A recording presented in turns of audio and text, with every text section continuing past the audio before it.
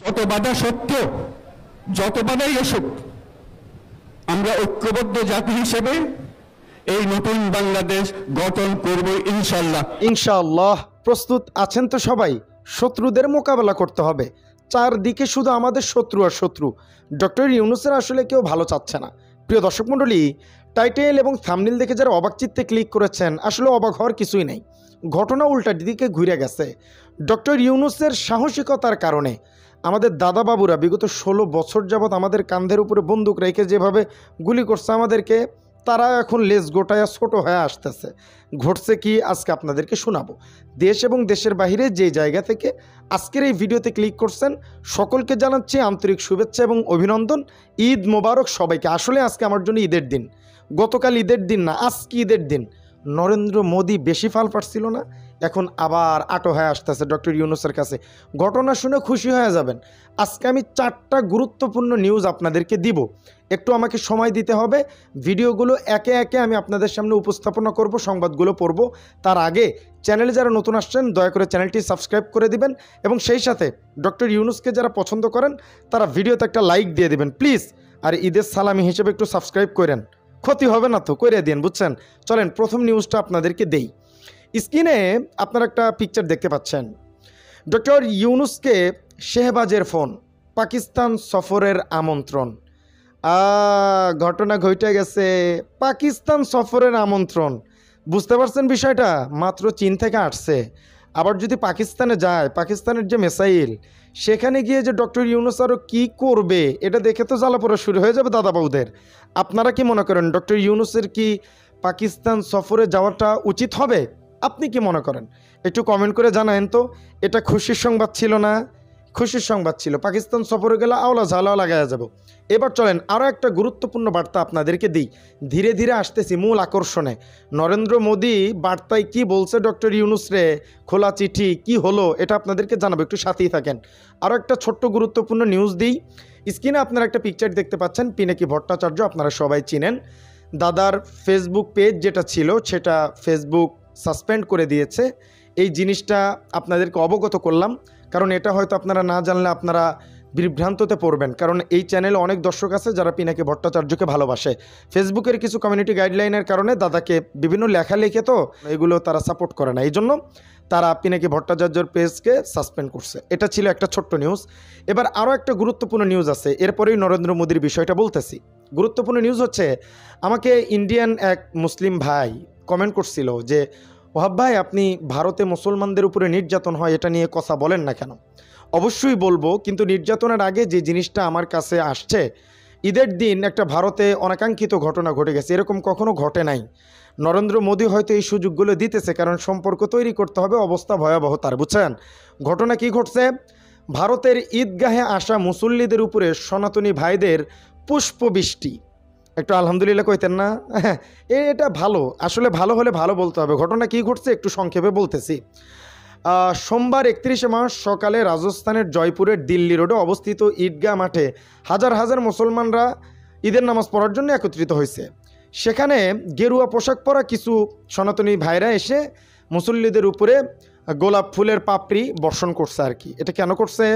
কারণ তাদের একটা সংগঠন আছে যে হিন্দু মুসলিম কোনো দ্বিধাভেদ নাই, তারা সবাই ঐক্য, এটা বোঝানোর জন্য তারা এই কার্যক্রমটা করছে এবং তাদের সংগঠন এই কাজটা করে আসতেছে যাতে মুসলমান হিন্দুদের ভিতরে বিভাদ সৃষ্টি না হয়। এটা অনেক ভালো একটা নিউজ না? তাহলে কয়টা গেল? 3টা। এইবার চলেন আমাদের নরেন্দ্র মোদী সাহেব এই নিউজটা দেওয়ার পরে কিন্তু একটা ভিডিও চিত্রও আপনাদেরকে দেখাবো, বুঝছেন? একটু সাথেই থাকেন। এবার চলেন, নরেন্দ্র মোদী বাবু ধীরে ধীরে গোটায় আসতেছে। স্ক্রিনে আপনারা একটা পিকচার দেখতে পাচ্ছেন, ইংরেজিতে লেখা আর কি। আমি তো ইংরেজি পারি না, আমি বাংলাতে আপনাদেরকে পড়ে শোনাবো যদি সাথে থাকেন। এটা প্রাইম মিনিস্টার নরেন্দ্র মোদী নিজে আর কি সেন্ড করছে ডক্টর ইউনূসরে, বুঝছেন? তো সেখানে কি লিখছে একটু বাংলাতে আপনাদেরকে এখানে দেখাচ্ছি। আমি যদি একটু হালকা একটু পড়ি, যদি সময় থেকে শুনেন। ভারতীয় প্রধানমন্ত্রী নরেন্দ্র মোদী প্রধান উপদেষ্টা অধ্যাপক মোহাম্মদ ডক্টর ইউনূসের কাছে ঈদ উল ফিতর উপলক্ষে বাংলাদেশের মানুষকে শুভেচ্ছা জানাতে নিচে বার্তা পাঠান। কেন?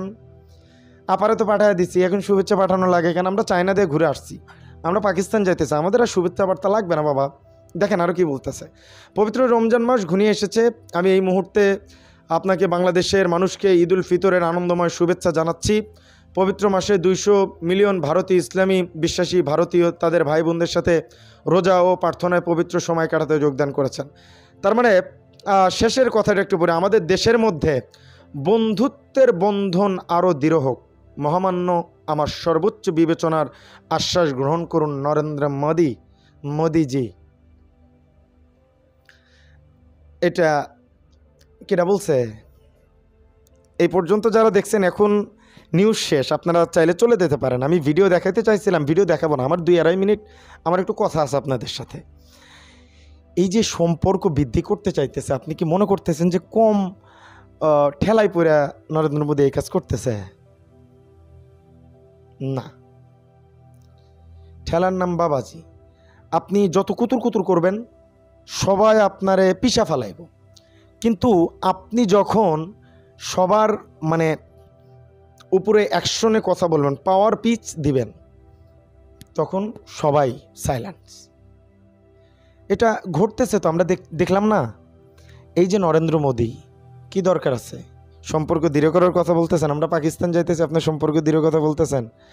আর এই যে নির্বাচনের যে ব্যাপার, আপনারা গতকাল ঈদের দিন ঈদের নামাজ হয়েছে, ডক্টর ইউনূস সাহেব জামাতের সাথে ঈদের নামাজ আদায় করছেন। সেখানে একটা স্লোগান আমার খুব ভাল লাগছে, বলতে পারেন মনটা জুড়ে গেছে, যেটা আপনারা আসলে কমেন্ট বক্সে প্রতিনিয়ত লিখেন যে ডক্টর ইউনূসকে 5 বছর 10 বছর ক্ষমতায় দেখতে চাই, যতদিন থাকতে চাই তাকে ক্ষমতায় দেখতে চাই।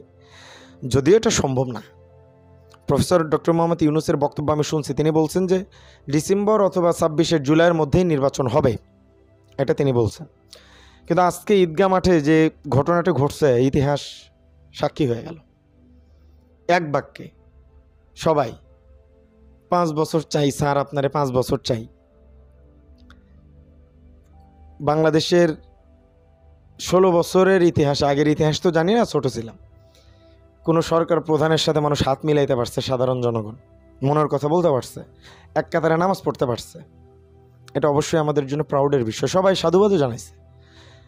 অনেকে এই পর্যন্ত ভিডিও দেখেন, আমার আবুল তাবুল কথাও শোনেন, তারা প্রকৃতপক্ষে আমার ভালোবাসেন, এটা আমি বিশ্বাস করি। আমার চ্যানেলে 6 লাখ সাবস্ক্রাইবার, এর ভিতরে হয়তো আমি হাতে গোনা 200-100 মানুষের ভালোবাসা কামাইছি যারা অরিজিনাল আমার ভালোবাসে, তো তারা হয়তো এই পর্যন্ত দেখেন। তো আপনাদের জন্য ভালোবাসা, আপনাদের জন্যই কন্টেন্ট বানাই, আপনারা না থাকলে আমি কিছুই না। আমার ভুলগুলো ধরিয়ে দেবেন। আর ডক্টর ইউনূস, আপনারা যে বলেন 10 বছর 5 বছর ক্ষমতায় থাকে, এটা আসলে সম্ভব না। বড়জোর আপনি 1-1.5 বছর 2 বছর চাইতে পারেন, সেটা হলেও হতে পারে, কিন্তু 5-10 বছর এটা সম্ভব বাংলাদেশে? তাও কোশ্চেন কালেও সম্ভব না।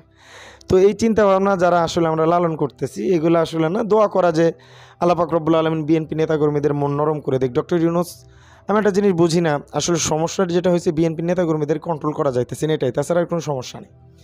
আর আওয়ামী লীগ যেভাবে তাদেরকে সাহায্য করতো, এই সরকার তো পারবে না আর করবেও না, এটাই বাস্তবতা।